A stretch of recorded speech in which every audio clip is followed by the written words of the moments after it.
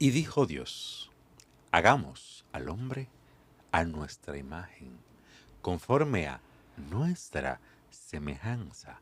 Y señoreen los peces del mar, las aves del cielo, las bestias del campo y todo eso, bla, bla, bla. Vamos a volarnos. El hombre ya es como uno de nosotros, conocedor del bien y del mal. Vamos a sacarlo del vuelto, no sabe que alargue su mano, coma del árbol de la vida y viva para siempre. Ok, seguimos. Vamos a volarnos otra vez. El hombre es uno, y como es uno, no hay nada que él no pueda hacer. Descendamos y confundamos su lengua. Ven acá. ¿Quiénes son los que están hablando ahí? Ah, el Padre, el Hijo y el Espíritu Santo. Yo estoy de acuerdo con que sí. Pero no son tres dioses. Digo, es una pregunta. Y nuestro invitado de hoy nos va a hablar sobre eso. Vamos a dejarlo que él sea que hable. Bienvenido, Abril. Gracias, en verdad. Quiero no verla externarle un saludo caluroso a usted, a lo que es su audiencia, porque realmente soy fanático de estas discusiones. Además, aquí en República Dominicana, que siento que hay un ambiente donde es propicio que se cree un fanatismo religioso. Estos programas son ideales para acabar con el fanatismo. Tal como dijo Erasmo de Rotterdam, el fanatismo es la causa de todos los males.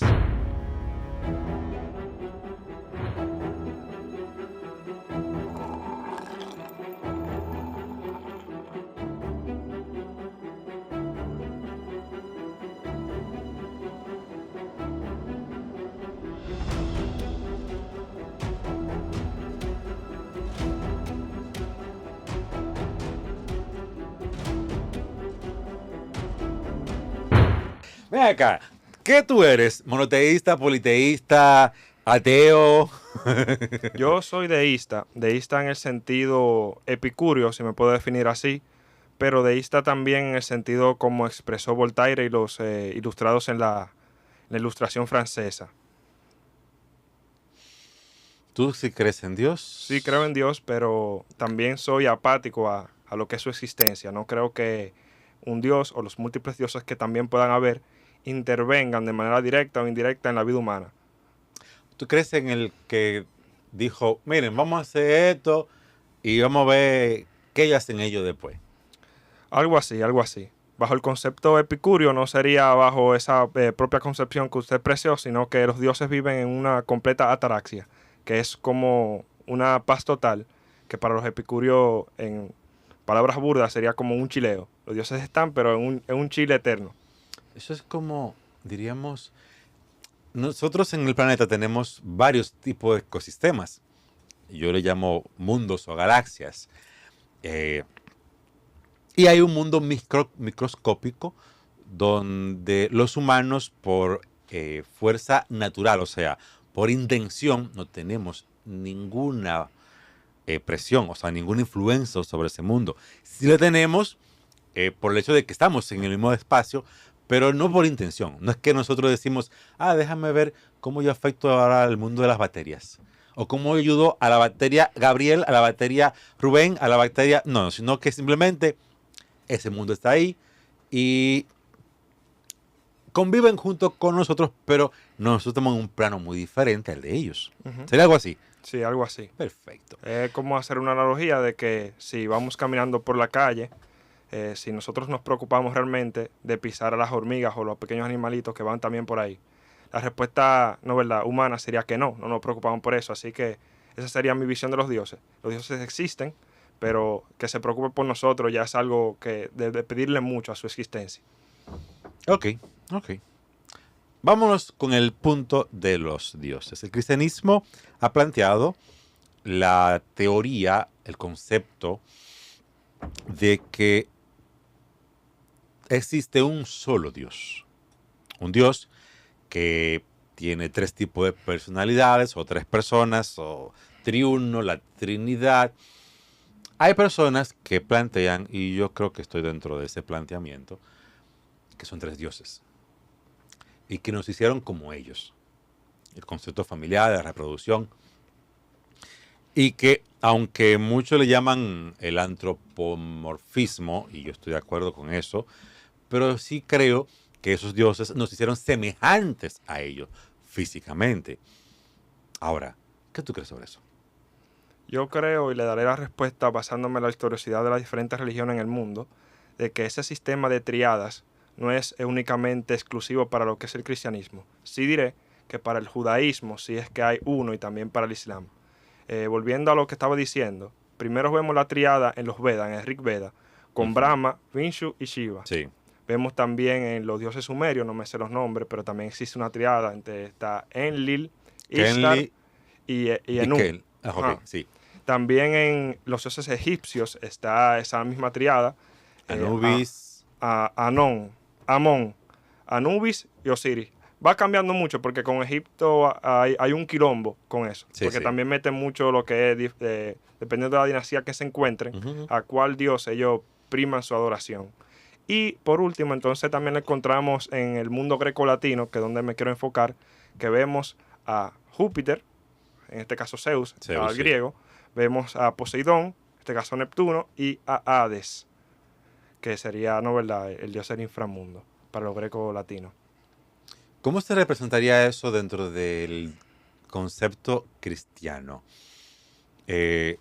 Diríamos, si tú eres cristiano protestante, Padre, Hijo, Espíritu Santo, algunos protestantes entienden que los católicos lo ven como Padre, María y el Hijo, pero tú entiendes que esos conceptos que nosotros tenemos hoy como cristianos hoy en día, de esa trinidad o triada, fueron copiados de los anteriores. Sí, quizás fueron copiados, porque me llega, ¿no verdad?, a colación también la historia del diluvio. No es una historia que realmente fue copiada de la Biblia, sino que muchas culturas habían experimentado también un evento, un fenómeno, una catástrofe natural, al igual que el diluvio, pero la escribieron de diferentes maneras. En este caso es muy posible, pero con la característica es que si analizamos, bajo lo que han estudiado los expertos, los indoarios adoraban de por sí ya a un dios superior, un dios cielo, un dios prototípico, vamos a decirlo así, que representaba las cualidades que el dios de Abraham representa hoy mismo. Los judíos por naturaleza no son monoteístas, sino politeístas. Sí. Había una élite que tenía un dios principal que se conoce en la Biblia como Yahvé, pero más sin embargo, antes de ese dios está él, que es el padre de Yahvé, y había una gran cantidad de dioses que eran los dioses que tenía el pueblo. Hay un Ahora, tema muy interesante con los judíos en el sentido de que ellos en sí mismos, el pueblo de Israel, no se considera como semita, pero los pueblos semitas podemos incluir a los que son los fenicios, que tenían una gran cantidad de dioses, a los moabitas, a diversos pueblos, pero ellos, por su diversa no, ¿verdad?, causa de historia, por su pensamiento quizás filosófico o de cómo veían su como visión, su cosmología, decidieron el creer en solo uno. Pero aún así se vio o se ve en la propia Biblia que aquellos israelitas, aquellos judíos que salieron de Egipto, necesitaban tener la representación física de un dios. En este caso, eligieron el becerro. que el becerro, bueno, Porque la hay un representación tema. de Hay un tema. Yahvé es el mismo becerro, ¿eh? Sí, así.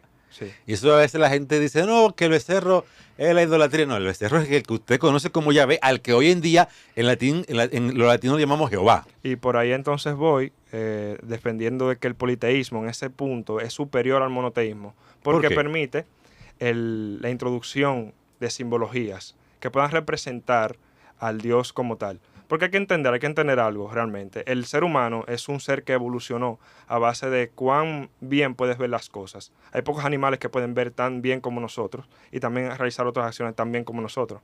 ¿Por qué? Porque somos bípedos, somos en comparación un poco altos con los animales con otros animales que hay en la Tierra, y por lo tanto nuestra visión juega un factor importante en cómo nos comportamos y en cómo nosotros interpretamos lo que es nuestro mundo, nuestra realidad. En consonancia con eso, las religiones monoteístas, dígase el judaísmo, el cristianismo, en cierta parte, y el islam, realmente enfocan lo que es su adoración al Dios desde un punto de vista griego.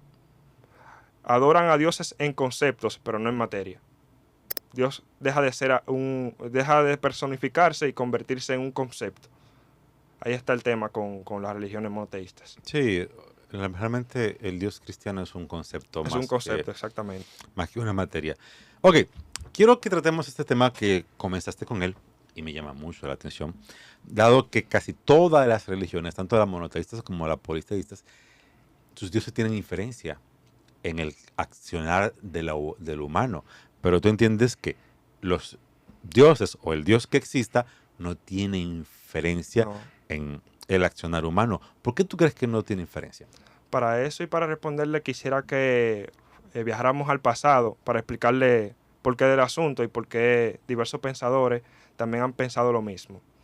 Los griegos siempre criticaron de los egipcios, cuya religión, por cierto, tiene 9000 años más que la cristiana, que tiene 2000 años, que ellos adoraban lo que eran conceptos naturales. O sea, le daban una personificación humana, o quizá medio humana y medio animal, para personificar lo que es un evento, una catástrofe, o que, para ponerlo en términos sencillos, que saliera el sol o que no saliera. Después los griegos superaron esa visión, esa como visión. ¿Por qué? Porque no solamente también le dieron el carácter personal, el carácter humano a un dios. O sea, un dios puede ser pasional, como lo vemos en el Antiguo Testamento, un Dios que puede ser amoroso, como lo vemos en el Nuevo Testamento con los cristianos, Ujú. sino que también un Dios que puede comportarse, puede sentir lujuria, puede sentir deseo, puede sentir odio hacia ciertas personas o ciertas acciones. Después de eso, ¿no verdad? Que fue descrito muy bien por los mitos griegos, que no hay que analizarlo de manera superficial, sino que también hay que analizarlo de cierta manera profunda, porque son mitos que tienen mucha simbología, mucha simbología.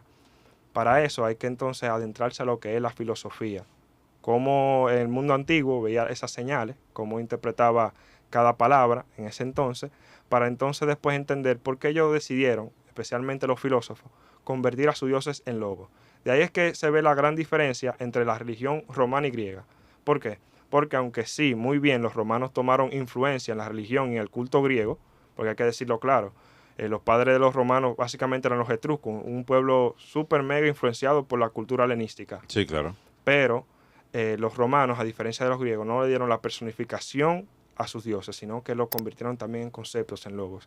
Y eso va muy acorde a dos filosofías que nacieron durante ese tiempo, el epicureísmo y mucho más el estoicismo, que fue la que más tomó prominencia en las altas clases romanas. Según lo que me dices, trayendo esto a- al tiempo en el que vivimos hoy, podríamos decir que la ciencia y el conocimiento terminó matando a Dios. Posiblemente sí, pero desde mi posición deísta, como soy, yo creo que realmente el mayor regalo que nos ha dado Dios es la razón. Y nosotros tenemos que descubrir a Dios usando la razón y no dejando que un libro, una persona, razone por nosotros o nos dé la evidencia de ciertos hechos. Esa es la religión natural que promulgaba tanto Voltaire como Rousseau. ¿No crees tú que Dios entonces pida, exija, demande o quiera un estilo, un tipo de ceremonia religiosa, como le llamamos hoy culto, en el cual se le rinda homenaje, adoración, pleitesía, reverencia? En lo personal no creo que un Dios, si realmente es tan alto y tan fuera de nuestro nivel, pida esa pleitesía, porque realmente no le importaría. Sería como tú pedirle a hormigas o a un perro que te rinda honores a ti. O sea, lo veo ilógico. Pero yo entiendo muy bien Eso me que acuerda. dentro, Me acuerdo. que dentro de la naturaleza humana, que cae muy bien, porque todo el mundo necesita externarle su preocupación a un ser o a una persona que sienta donde pueda reposar su carga. Por eso es que yo digo, y sigo manteniendo, que las religiones politeístas en ese punto son un poco más superiores a lo que es la visión monoteísta del mundo. ¿Por qué? Pues también son más aceptivas, son más receptivas a diferentes tipos de culto o también a diferentes formas de realizar los rituales. Me acuerdo de una película Men in Black. Los pajaritos estos que estaban en el casillero, no, en el casillero. Y cuando iba a L, salve, L, salve. O sea, es como, a veces nosotros somos así. Y, y, y con el tiempo hemos ido cambiando de nombre. Él, Yahvé, Jehová, Jesús y bueno. Hoy en día se entiende que la fe tiene mucho que ver con la creencia de que Dios está ahí dispuesto para poder ayudarte y poder socorrerte y poder sanarte, salvarte. ¿Entiendes tú que desde tu planteamiento Dios no se mete en nada de este tipo de cosas? ¿La fe entonces no es real? ¿O la fe tiene un efecto placebo sobre nosotros, ya que Dios, desde tu planteamiento, no tiene esa influencia en nuestro diario vivir o día de vida cotidiana? Posiblemente sí tenga un efecto placebo, como usted comenta, pero lo que yo sí sé es que la fe podría ser también interpretada como un mecanismo de autodefensa, o no de autodefensa, sino de preservar la ignorancia que usted mantiene. Yo creo que al usar la razón puedes explicar muy bien la existencia de Dios sin recurrir a hechos mitológicos, a relatos antiguos. No, porque cuando yo me refiero a fe, es una parte que tengo siempre que explicar, porque la gente ha confundido fe con religión. La fe no es la religión. La fe es creer que algo puede ocurrir y actuar en consonancia a eso que has creído. Sí, la esperanza Entonces, de. desde el punto de vista cristiano, tú entiendes, que el cristiano entiende, que no es que algo va a ocurrir, es que Dios va a hacer algo para poder darte la oportunidad de obtener lo que tú has pedido. No tiene nada que ver con lo mitológico, aunque sí, porque Dios es un elemento mitológico, que el cristianismo no le gusta verlo así, No, realmente a porque, ninguna religión le gusta verlo así. porque naturalmente, o sea, desde que tú hablas de un elemento mitológico, dices, no, pero ¿cómo es posible? Si Dios es real. O sea, algo mitológico puede ser real. No, claro, sí. Algo mitológico puede ser real, eso no Sí. tiene nada que ver. Simplemente la mitología tiene mucho que ver con tu cultura y con el pasado. Y con los símbolos que usaba esa cultura para expresarse. Exacto. Hoy en día tenemos muchos símbolos que tienen que ver con la mitología cristiana. O sea, Exactamente, sí. eso no descarta la existencia de la realidad de Dios al que el cristianismo lleva. Ok. Tengo un par de preguntas más para ti que me parecen que debo hacértela. Una de ellas es, en este caso, ¿dónde entra Jesús? ¿Dónde entró Jesús? Porque Jesús es un ente que no se puede negar, está presente, bueno, marcó la historia y él hace mucha referencia a esa relación personal con el Dios de Israel. Sí, sí. Realmente a Jesús no lo puedo negar como figura histórica. Lo que sí negaré de Jesús es su deificación. Porque ha pasado en la historia del mundo de que grandes personajes tienden a ser edificados. Por ejemplo, la misma alumnos de Pitágoras, en la escuela de Pitágoras, allá en la Magna Grecia, también lo trataron de edificar. A Sócrates también. Entonces, ¿por qué a Jesús tenemos que aceptar que se edifique?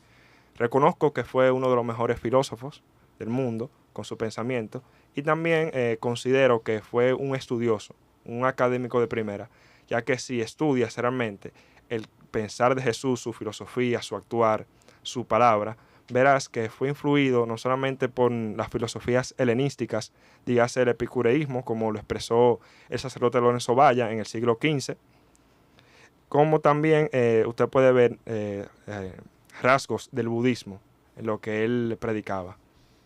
No le diga eso a los cristianos que se ofenden. No, no, realmente es muy interesante el verla hacia Jesús. ¿Por qué? Porque tomamos, ¿no verdad? O yo tomo en cuenta realmente de que Jesús vivió un tiempo en Egipto, después de que, ¿no verdad? Lo querían matar, lo querían asesinar cuando era bebé. En ese tiempo en Egipto, yo asumo, como era Egipto todavía un imperio donde tribaba mucho lo que era el conocimiento del mundo antiguo. Por ejemplo, los griegos iban a educarse en Grecia. Los mayores filósofos de Grecia fueron a Egipto. Ahí también pudo haber Jesús recibido esa educación. Además de considerar que la zona de Israel, de Judea, era una zona muy frecuentada por mercaderes de toda parte del mundo, donde pudo haberse, ¿no verdad?, juntado con personas de la India, personas de Greco-Bactria, que era un reino cercano a la India, pero con influencia helenística, porque Alejandro Magno llegó a esas inmediaciones. Ok, vamos a partir de ahí. Y voy a quitarme el manto de un guía espiritual cristiano y todo eso. Y vamos a comprar el punto de un Jesús más, qué sé yo, sabio. Un sabio, un estudioso. alguien que era superior para el lugar donde estaba y hasta para el tiempo. Pero Jesús se refería a Dios como su Padre.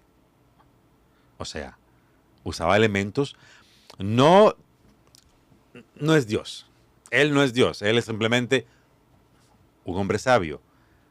Pero él hacía referencia, entre sus dichos, mucha referencia.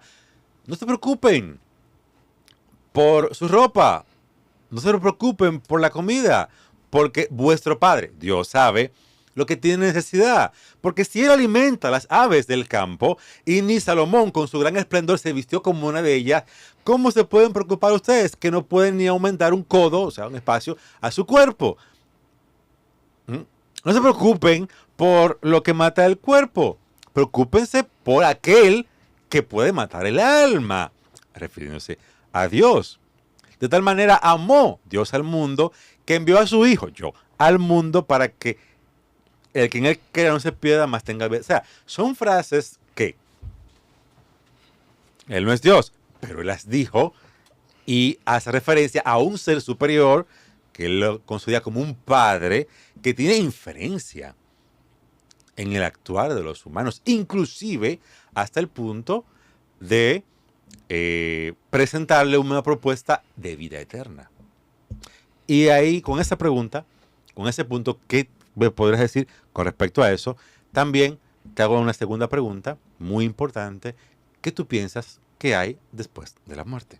Ok, responderé la primera. Sí, por favor. Jesús fue un hijo de su tiempo, eso no se puede negar. En Judea, donde él nació, donde lo que se practicaba era el judaísmo, donde había una visión monoteísta, donde había una inferencia directa ¿no, verdad? De Dios sobre la vida de los hombres. Eso es la tradición que le pasó a José, que le pasó quizá a María. Es innegable. Hay que tomar en cuenta que en la época de Jesús realmente el concepto de Dios como Padre no era popular.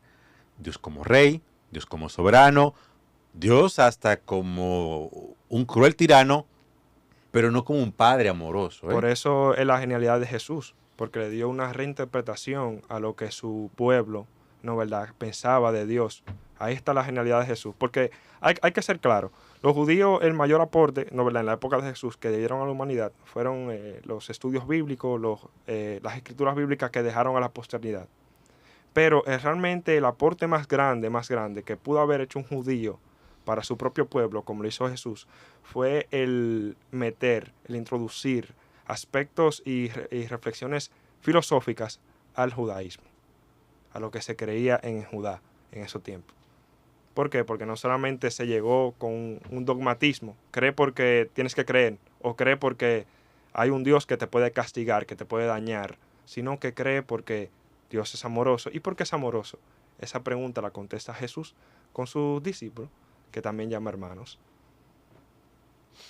David, ¿qué crees acerca de la muerte? La Ya muerte. que el concepto de el cristianismo y de un Dios que nos ofrece vida, vamos, lo sacamos de la ecuación. ¿Qué pasa después de la muerte? Wow, ¿qué pasa después de la muerte? Esta pregunta se la responderé bajo lo que decía Epicuro. Epicuro decía lo siguiente: la vida, como la conocemos, realmente es movimiento. Esto lo sacó mucho de lo que era la escuela de Lea, Demócrito. Es movimiento. La muerte es el cese del movimiento. Y al cesar el movimiento tampoco hay sensación alguna, sensación. Porque realmente la felicidad de la vida está en el sentir los placeres. Claro, placeres comedidos para que no se equivoquen y tilden a Epicuro de hedonista, porque no lo era. Ah, no. No lo era. No lo era. Realmente Jesús se le ve mucho que tomó de Epicuro. Porque Jesús vivía en placeres, pero en placeres comedidos. Los placeres que Epicuro se refiere mayormente no son placeres carnales, sino placeres del alma. Pero Jesús era un bebedor de vino y comelón de comida, ¿eh? No, sí, está bien, pero a nivel del alma, al nivel espiritual, él sí llegó a representar lo que era la máxima epicuria. Porque para Epicuro la mayor felicidad, ¿cuál era? El juntarse con amigos, el estar con amigos. Y eso fue lo que hizo Jesús en su vida entera, juntarse con aquella persona que consideraba amigo. Y respondiendo entonces, siguiendo con la línea, es que al no haber sensación, al no haber movimiento, eso lo estoy diciendo a nivel de partículas subatómicas, entonces no es el fin de todo. de fin tanto para el alma, quizá para muchos suene controversial porque quizá le doy una connotación material a lo que es el alma, pero bajo la línea de Epicuro y de los estoicos también se piensa eso. O sea, que en la muerte ya después de ahí no pasa nada. No, no pasa nada. Al menos de que, claro, me puedo equivocar, porque no moriré por mis ideas, como dijo Bertrand Russell. Un idiota es el único que muere por sus ideas. Nadie ha venido de aquel lado a contarnos lo que pasó. Bueno, Jesús. Y lo tenemos escrito. Realmente, la ventaja que tenemos hoy en día es que estamos abiertos a todas las posturas, corrientes, pensamientos, líneas. Y lo que tú has dicho realmente parece lógico, pero desde mi lado de la fe, yo prefiero tener a un padre creador Que haga así. que solo a un creador que no se mete en nada. Yo tengo a mi padre terrenal. Y mi padre terrenal no es justamente una persona que se mete en cada mínimo detalle de mi vida, pero se anda metiendo de vez en cuando. Me Yo pregunta entiendo. cómo estoy y en algunos momentos si yo necesito algo de ayuda, él me da una de dos, consejo o la ayuda. Hay veces que el consejo no me es suficiente, así que me brinda la ayuda y otras que él entiende que el consejo me puede ayudar a que yo mismo me ayude y salga de la situación. Yo veo más a Dios un poquito así. Ya creo saber dónde más o menos usted viene. Si me permite intervenirle, esa posición o por donde usted quiere irse es que, y le diré esta frase tal como le dijo Gottfried Leibniz, Dios creó el mejor de los mundos posible. Es una visión de que Dios, no verdad, en su infinidad de poder creó una diversidad de mundos con opciones coposibles entre sí. Vamos a decir, creó este Ujú, mundo. ujú. Y en este mundo Él te dio todas las opciones que tú puedas hacer durante toda tu vida. Coposible. No estás obligado a hacer una, pero hay una preferencia. Hay una inclinación a realizar ciertas acciones durante tu vida. Sí, es un planteamiento que plantea el Y bajo, cristianismo realmente. y bajo esa predisposición, más o menos tu vida está determinada. Por eso es que no quiero adentrarme mucho, porque entonces estaríamos discutiendo si hay determinismo, hay libre voluntad. Pero para Leibniz había un compatibilismo. Las cosas están ya predispuestas, ya están calculadas, por así decirlo, todas las opciones. La predisposición que te pone Dios es al hacer el bien.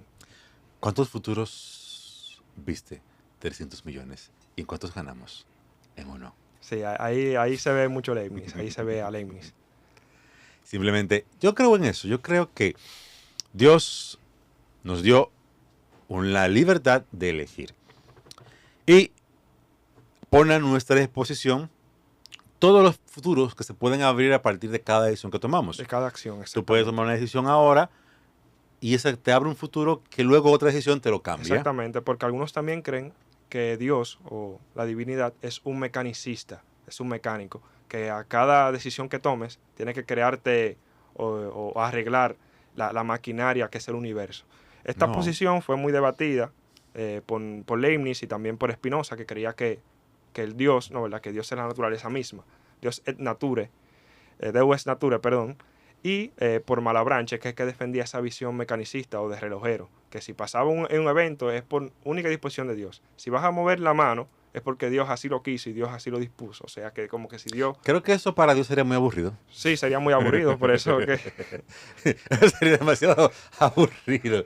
Sí. Yo, viendo la naturaleza, viendo el cuerpo humano, viendo cómo nosotros estamos, todo está diseñado, lo último que me atrevería a pensar es que Dios es aburrido. O sea, Ahí es que yo vengo de que Dios realmente, o la divinidad, los dioses, realmente no influyen en la vida humana. Ya te dieron las opciones, ahora ejecuta. bueno, ese es tu pensar.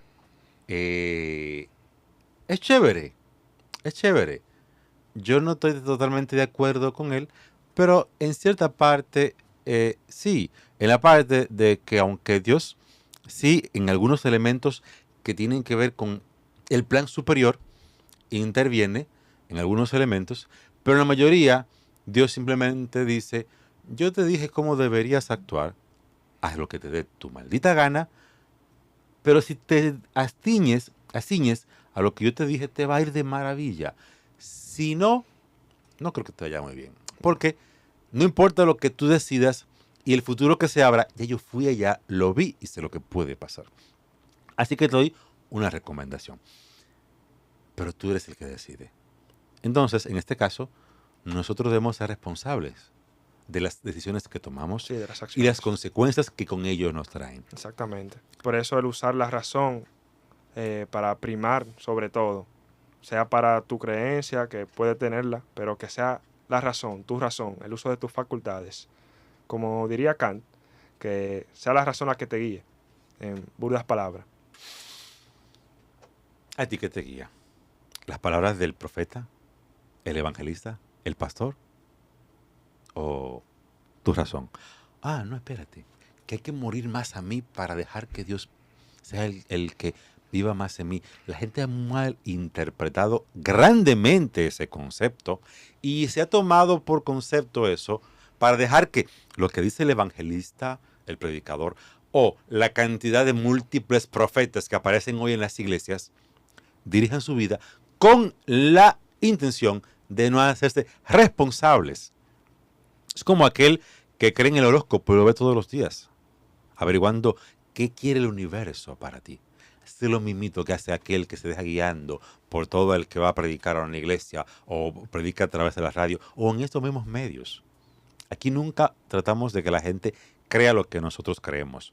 Lo único que queremos que crean es que usted puede tomar su propia decisión.